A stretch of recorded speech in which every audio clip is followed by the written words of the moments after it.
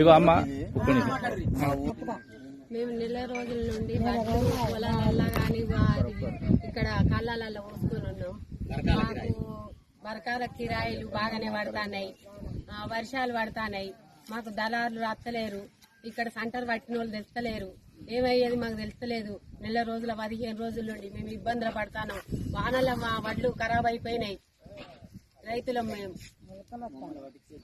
మా పట్టించే దిక్కే లేదు. ఎవరు వస్తారు పోతారు చూస్తారు, మా ప్రైవేట్ లో అమ్ముకోమని చెప్తారు. వాళ్ళే ప్రైవేట్ లో కొందామని అంటారు. మేమే వేరే పిలిపించుకొని ప్రైవేట్ లా 1800లకు అమ్ముకున్నామని చూస్తాను. ఇప్పుడు మరి మా పరిస్థితి ఏంటి? పట్టించుకోకపోతే ఈ ప్రభుత్వం కాంగ్రెస్ ప్రభుత్వం వచ్చిన కాంచే ఇట్లా అవుతుంది.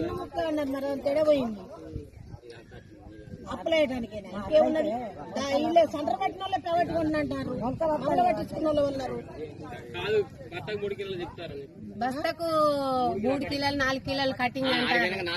క్వింటన్ కు 7.5 కిలోలు కటింగ్ అంటారు. మరి మా పరిస్థితి ఎట్లా? మేము బండిచ్చి లాభం ఏమున్నది? వర్షాలు వచ్చినాయి. నెల నుంచి నెల 15 రోజులు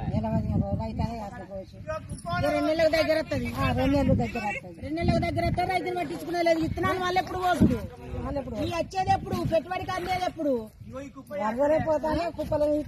మేము అప్పులు తెచ్చుకునే కాడ ఇబ్బంది అవుతుంది. వాళ్ళు ఇబ్బంది పెడతారు. అప్పులు తెచ్చుకునే కాడ మేము ఇక సత్య పరిస్థితి మాది.